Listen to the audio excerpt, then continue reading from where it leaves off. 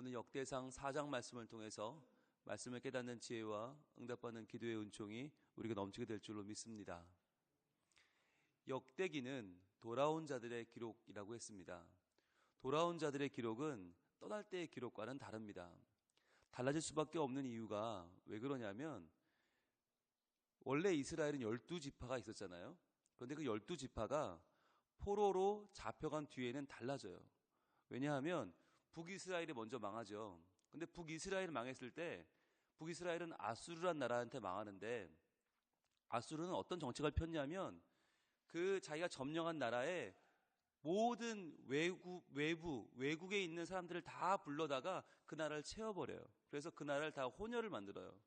그러니까 이제 아수르에게 점령당한 나라의 특징은 이제 더 이상 지파가 없어요. 계보가 없어요. 족보를 따질 수가 없는 거예요. 너무 많이 섞여버려서 이제는 족보를 따질 수가 없어요. 그렇게 해서 북이스라엘이 형성했던 10개의 지파가 사라져버려요. 그러면 누구만 남냐? 남유다의 지파만 남는데 남유다에는 2개 지파밖에 없죠. 유다 지파하고 베냐민 지파죠. 유다 베냐민만 남아요. 물론 유다 속에 시몬이 좀 섞여 있으니까 시몬까지 쳐도 3개밖에 안 남아요. 남유다를 점령한 바벨론은 오히려 데려다가 섞어버리는 정책이 아니라 그 점령지 사람들을 자기 나라로 데리고 가는 정책을 펼쳤어요. 그러니까 남유다 사람들은 바벨론으로 끌려가서 거기서 70년간 포로기를 버티죠. 근데 포로기를 지나면서 오히려 더 단단해졌어요. 그러니까 유다와 베냐민은 더 단단해졌고 나머지 10개 지파는 사라져버렸다는 거죠. 그래서 70년 포로기 동안 12개의 지파라는 개념이 사라져요.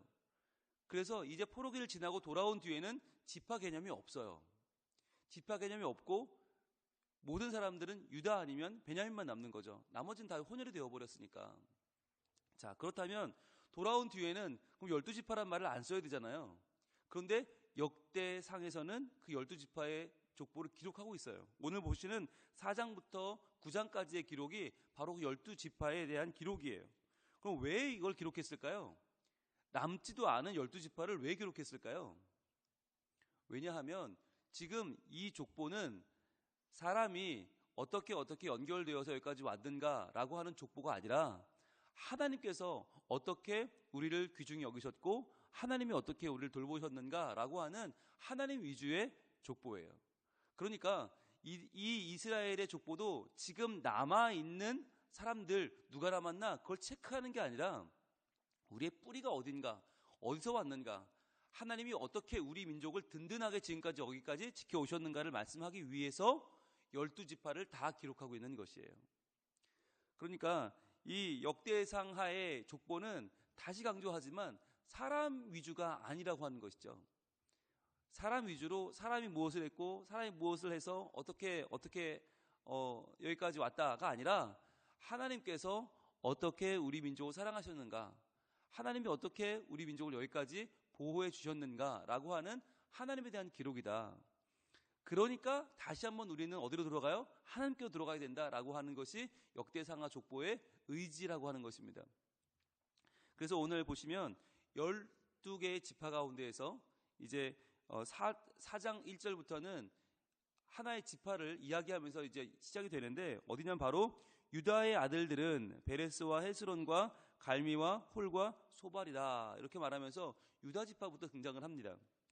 그런데 유다의 이 족보가 이미 한번 나왔잖아요. 2장에서 한번 나왔죠. 한번 가볼까요? 2장으로 갑니다. 2장 1절에서 이스라엘의 아들들은 이러하니 르우벤과 시므온과 레위와 유다와 이사갈과 스불론과 단과 요셉과 베냐민과 납달리와 갓과 아셀이더라 라고 하면서 12지파를 한번 쫙 소개를 해요. 2장 1절에서. 그러면서 3절부터 보면 유다의 아들들은 이렇게 나오거든요. 유다의 아들들은 에르와 오난과 셀란이 이 세 사람은 가나안 사람 수아의 딸이 유다에게 낳아준 자요. 유다의 맏아들 에르는 여호와 보시기에 악하였으므로 여호와께 죽이셨고 유다의 며느리 다말이 유다에게 베레스와 세라를 낳아주었으니 유다의 아들이 모두 5이더라. 이렇게 연결이 되거든요.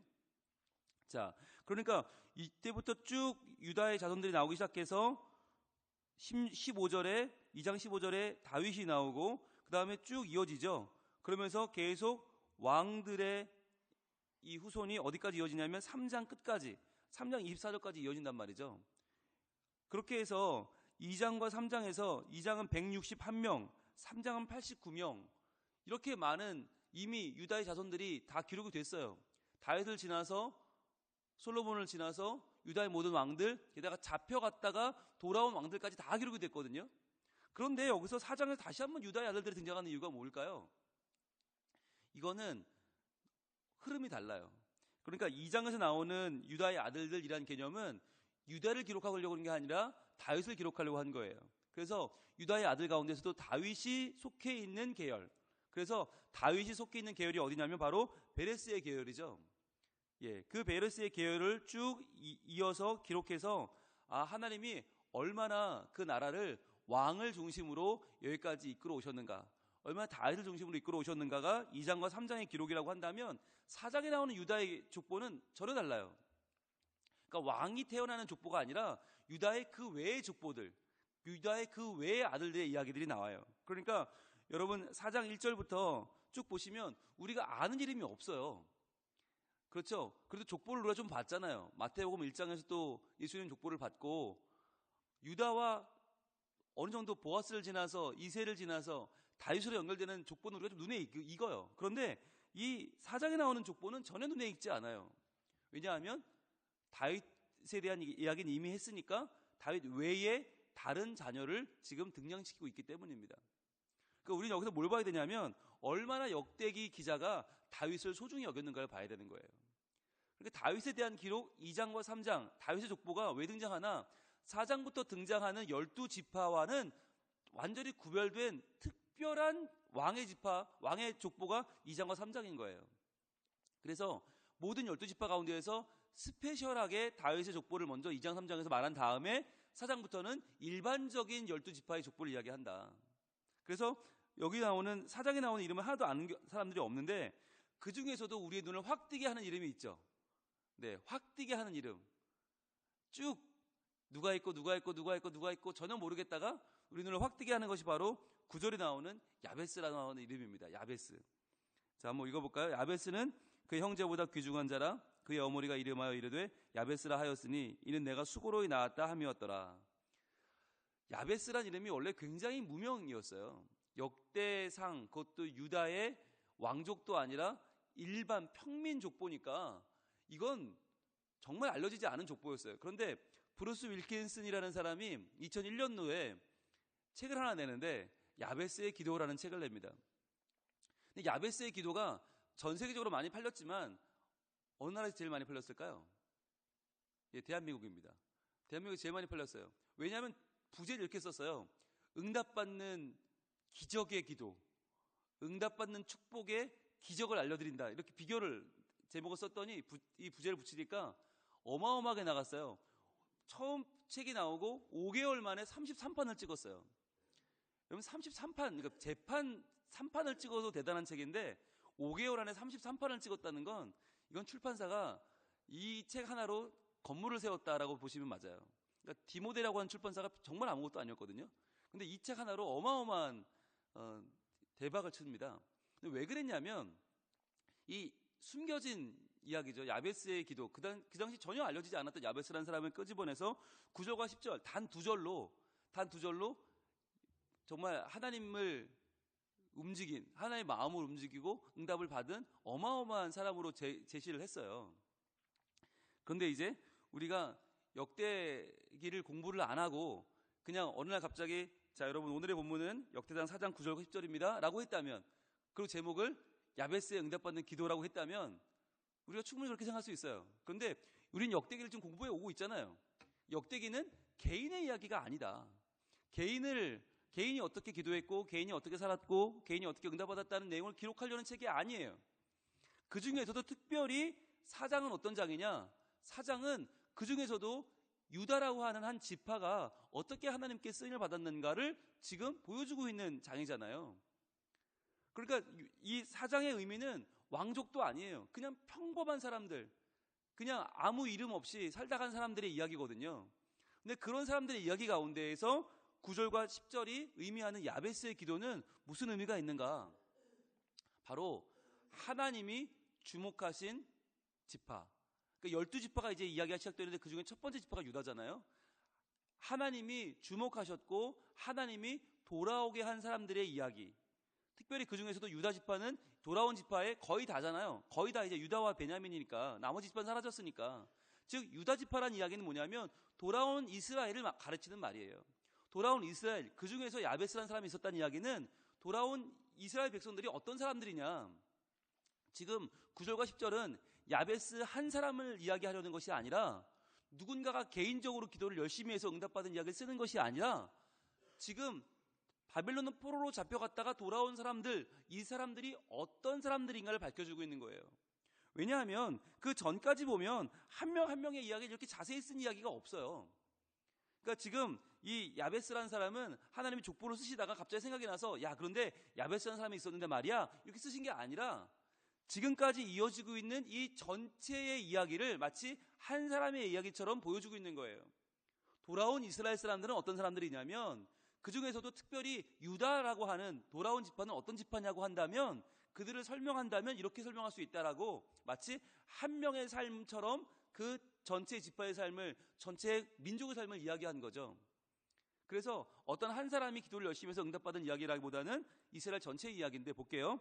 야베스는 그의 형제보다 귀중한 자라. 그의 어머니가 이름하여 이르되 야베스라 하였으니 이는 내가 수고로이 낳았다 함이었더라. 자, 야베스는 개인이 아니라 나라라고 그랬죠. 이스라엘 민족은 그의 형제보다 귀중한 자다. 그 다른 나라들보다 이스라엘이 특별히 더 귀하다는 거예요. 왜 귀한가? 그의 어머니가 이름하여 이르되 야베스라 하였으니 수고로이 낳았다 함이었더라. 자, 이미 그 아들을 낳을 때 수고롭게 낳았다, 힘들게 낳았기 때문에 더 귀한 자녀라는 거예요. 그러니까 우리가 오해를 하면 안 되는 게 야베스가 하나님께 굉장히 존귀함을 받은 훌륭한 사람이었고 대단한 사람이었고가 아니에요. 그는 오히려 힘들게 낳았기 때문에 어머니에게 더 소중했다는 거예요. 그리고 공부를 잘하고 뭐 얼굴이 잘생기고 하는 짓이 다 이뻐서 귀한 자식이 아니라 더 아픈 자식, 손가락이 아픈 것처럼 그 마음이 더 아프게 끌리는 자식이 있잖아요. 그 자식이란 말이에요. 이 말이 뭐예요? 하나님께 이스라엘이 이런 자식이란 말이에요. 이스라엘 민족이 대단하게 크고 뭘 잘하고 이뻐서가 아니라 못나고 부족하고 연약하고 그렇잖아요. 지금까지 오죽하면 나라가 망했겠어요. 하나님이 오죽하면 그 나라를 선택한 나라를 망하게 했겠어요. 하나님 말씀을 계속 따르지 않고 우상 숭배하고 하나님 말씀 거역하고 자기 마음대로 사니까 하나님이 기가 막혀서 에이 그냥 될 대로 되라. 그 정도까지 될 정도로 이 이스라엘은 하나님을 마음 아프게 한 자녀였어요. 하나님을 따르지 아니한 자녀였어요. 오죽하면 그 나라가 망하게 해서라도 정신을 차려야 되는 나라였어요. 그러니까 하나님 마음에서는 수고로이 낳은 자식인 거죠. 너무너무 힘든 자식인 거죠. 그러니까 이스라엘은 하나님께 이렇게 마음을 아프게 하는 자녀였다라고 하는 거죠. 자, 그런데 10절입니다. 야베스가 이스라엘 하나님께 아뢰어 이르되, 자, 여기서도 중요한 게 야베스가 개인이라면 이스라엘 하나님께 구할 이유가 없죠. 자기 하나님께 구해야죠. 나의 하나님께 구해야죠. 하나님은 항상 소유격으로 등장하신다고 그랬어요. 그래서 하나님은 누군가의 하나님, 아브라함의 하나님, 이삭의 하나님, 야곱의 하나님. 왜? 하나님 너무 크신 분이니까 우리가 하나님을 다 알 수가 없어서 하나님이 그 개인에게 보여준 만큼만 알 수 있다고 그랬죠.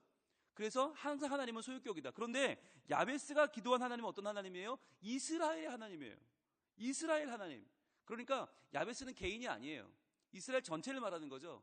이스라엘 전체의 하나님, 그 하나님께 기도했어요. 뭐라고 기도했나? 주께서 내게 복을 주시려거든 나의 지역을 넓히시고. 자, 이거를 많은 사람들이 그렇게 브루스 윌킨스는 이렇게 얘기를 했기 때문에 얘기하는데, 주님이 나에게 복을 주시길 원하신다. 그러니까 그 복을 안 구하면 죄라는 거예요. 굉장히 솔깃한 말이죠. 네. 그러니까 복을 받지 못한 이유는 뭐냐? 구하지 않았기 때문이다. 주님이 너에게 복을 주시려고 하시는데 너희는 왜 그 복을 구하지 않느냐? 하나님은 지금 복 줄 준비를 하고 있는데 너희가 구하지 않으니까 안 받는 거 아니냐? 그러니까 죽도록 복을 구해라 라고 말하거든요. 근데 오늘 이 말씀은 아무리 자세히 읽어도 그런 말씀이 아니에요. 주께서 내게 복을 주시려거든이에요. 이게 뭐예요? 이 말은 오직 하나예요. 복을 주는 주체는 하나님이라는 거예요. 복은 내가 구해서 받는 게 아니라는 거예요. 오히려 이 본문은 우리가 그동안 읽었던 야베스의 기도와는 정반대의 이야기를 하고 있어요. 브루스 윌킨슨이 말하는 것처럼 하나님은 복 줄 준비를 하고 있는데 왜 너희가 받지 않아서, 너희가 왜 구하지 않아서 복을 못 받느냐가 아니라 복의 주체는 온전히 하나님이시다.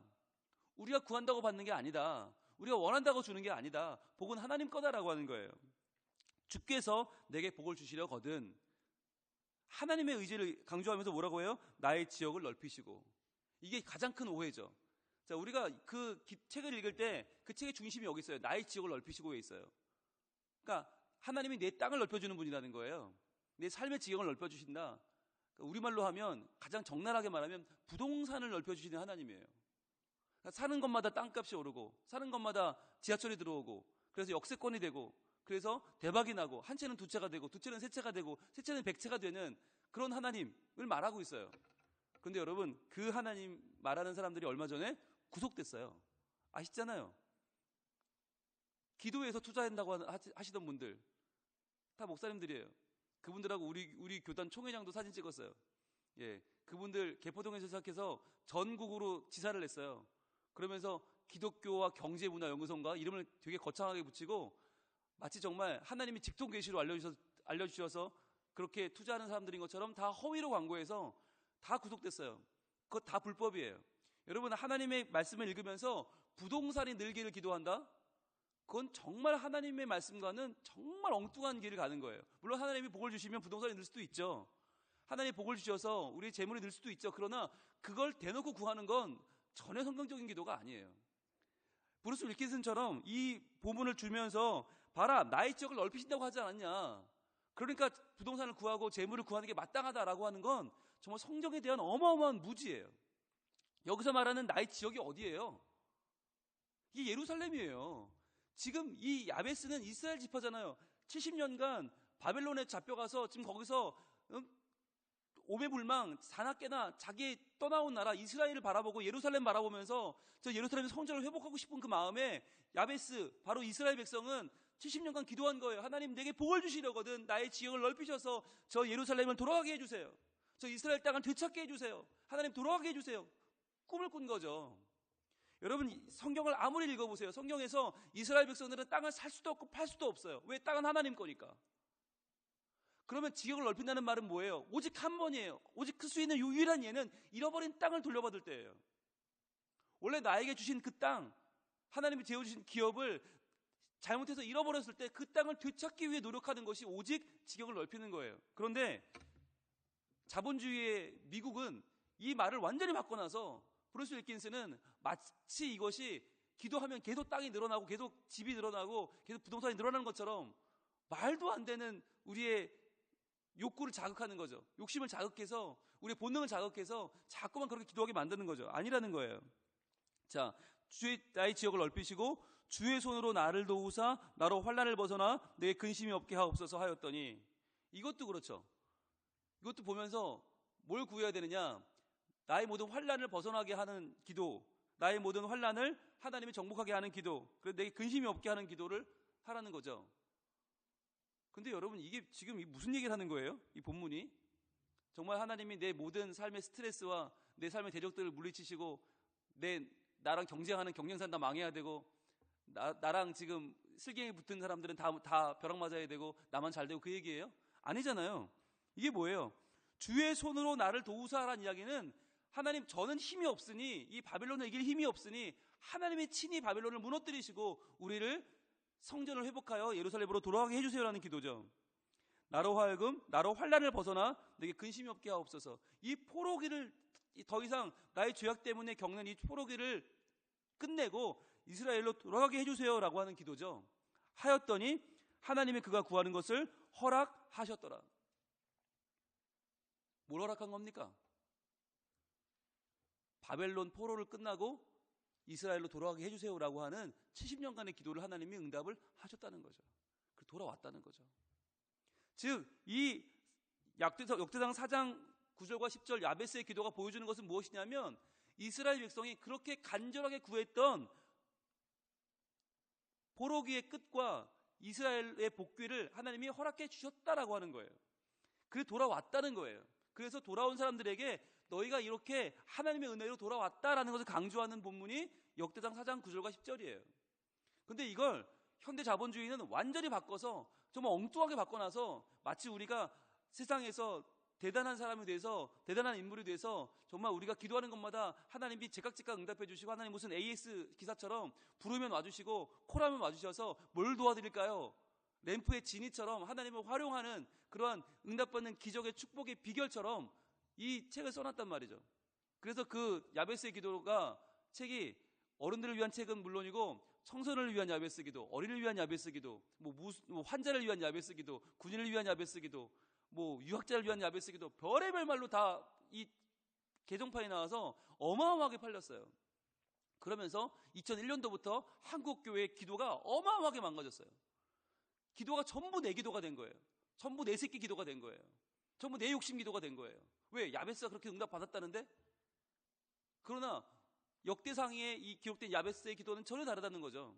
오히려 이것은 공동체를 위한 기도고 나라와 민족을 위한 기도고 우리가 속해 있는 이 거대한 이 역사적인 흐름을 하나님이 인도해 주셔서 우리는 할 수 없는, 우리는 꿈꿀 수조차 없는, 우리는 도무지 불가능한 이 일을 하나님이 이루어 주시기를 원합니다 라고 하는 기도인 것이죠. 그러니까 이 야베스의 기도를 우리가 열심히 읽는 건 좋아요. 근데 읽은 다음에 뭘 기도해야 되나? 하나님 내 지경 넓혀주세요. 내 환난 끝나게 해주세요. 하나님 내 마음 도와주세요가 아니라 하나님 잃어버린 나라를 되찾는 마음으로 기도하는 이 기도가 우리 역사에도 우리 지금 현재 대한민국의 잃어버린 역사 가운데 이 창피한 역사, 전 세계 외신들이 매일매일 보도하고 있는 이 부끄러운 역사가 회복되는 일이 일어나게 하여 주시옵소서. 그래서 이제 얼마 남지 않은 대선이 있잖아요. 또 이제 정말 우리나라에 얼마나 큰 지금 이 파도가 몰아치고 있습니까? 지금 사드가 갑자기 또 밀고 들어왔고요. 이런 위기 가운데 뭐 어떻게 하면 좋을까? 어떻게 하면 이 국방과 안보와 이 나라와 문화와 이 어떻게 하면 좋을까? 그때 우리에게 필요한 기도가 바로 야베스의 기도인 거예요. 하나님, 우리나라에 하나님 복을 주시려거든, 회복시켜 주시려거든 주님 우리의 지경을 넓혀주시고 우리의 국토의 안보에 회복을 주시고 주님 주권을 주시고 우리는 우리가 지킬 수 있는 나라가 아닙니다. 우리 힘으로 뭘 할 수 있는 나라가 아닌데 이 나라를 하나님 회복시켜 주셔서 주여 우리에게 다시 한번 힘을 주시고 우리에게 하나님의 손으로 도와주셔서 이 어려움과 환난을 벗어나서 근심이 없는 나라가 되게 하여 주시옵소서. 이러한 기도를 드릴 때 기도가 기도다워지는 거예요. 그래서 기도가 회복되려면 성경이 회복되어야 한다는 거예요. 말씀의 회복이 없이는 기도의 회복이 될 수가 없어요. 왜냐하면 우리는 본능적으로 온갖 말씀을 다 끌어다가 우리의 본능을 채우거든요. 우리의 모든 욕심의 기도를 다 채우기 위해서 본문에 어디를 가져와도 우리는 부족함이 없거든요. 채워지지 않는 갈급함으로 계속 우리는 본문을 끌어다가 우리의 욕심을 채우려고 하거든요. 그렇지 않다고 하는 것이죠. 그래서 오히려 이 시간에 우리가 하나님 이 나라와 민족을 살려주세요. 주님 마치 바벨론의 포로로 잡혀간 것처럼 강대국의 사이에 끼어서 우리들이 힘이 없습니다. 이러한 때에 하나님의 은혜가 이 땅을 고쳐주시고 하나님 이 백성의 민족들을 함께 깨우쳐주시고 하나님이 다시 한번 우리를 하나님의 사람으로 새롭게 하시기를 원합니다. 기도할 때 하나님 반드시 그러한 은혜를 우리 나라에 우리 민족에게 우리 사회에 허락하실 줄로 믿습니다. 기도하겠습니다. 하나님 우리의 기도는 오늘도 내 자신을 향하고 내 욕심을 향하고 내 소욕을 향하고 내 계획을 내 꿈을 이루고자 할 뿐입니다. 주님 그러나 역대상이 말하는 기도는 그러한 기도가 아니라 잃어버린 자가 돌아오는 기도, 포로된 자가 자유케 되는 기도, 하나님의 성전이 회복되고 하나님의 나라가 회복되는 하나님의 계획하심을 노래하는 기도임을 저희는 또 한번 읽어보았습니다. 하나님 우리가 상고한 이 말씀이 오늘날 2017년도 대한민국에도 반드시 필요한 줄 믿습니다. 하나님은 지금도 살아계셔서 이러한 기도의 응답을 허락하시는 분인 줄로 믿습니다. 주님 이 나라를 긍휼히 여겨 주시옵소서. 주여 아프고 고통하는 이 나라를 하나님의 은혜를 주셔서 주님 하나님의 손으로 도와주시고 하나님의 지경을 넓혀주시고 환난을 벗어나 근심이 없게 되는 놀라운 복을 주여 이 나라와 민족 가운데 허락하여 주시옵소서. 이 새벽에 나와 우리가 기도하게 되는 것 하나님의 기도하게 하신 이유가 있지요. 주님 그것은 우리의 뜻과 계획을 이루고자 하는 것만이 아닌 줄로 믿습니다. 이 나라와 민족을 위하여 지금도 깨어서 기도하는 하나님의 자녀들이 필요한 줄 믿습니다. 주여, 이 새벽에 우리의 기도를 들어주시고 이 나라와 민족이 바른 길 가게 하시고 하나님이 원하시는 나라, 공평하고 정의로운 나라를 이루어가는 대한민국이 될 수 있도록 주님이여 도와주시옵소서.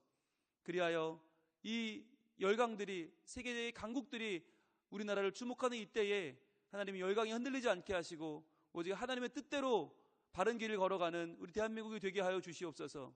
이 나라와 민족을 하나님 지켜줄 줄로 믿사오니 오직 기도하는 자들의 간절한 기도가 하나님의 온전한 뜻을 이 땅 가운데 펼쳐나가는 도구가 되어 씨앗이 되어 저희들 쓰임받고 하나님의 뜻대로 기도하며 그 뜻에, 그 기도의 응답을 함께 보며 누리며 기뻐하며 주를 찬양하는 주의 백성이 되게 하여 주시옵소서. 이 아침에 간절한 기도에 응답하시고 하나님의 뜻을 보여 주시옵소서. 예수님 이름으로 기도합니다.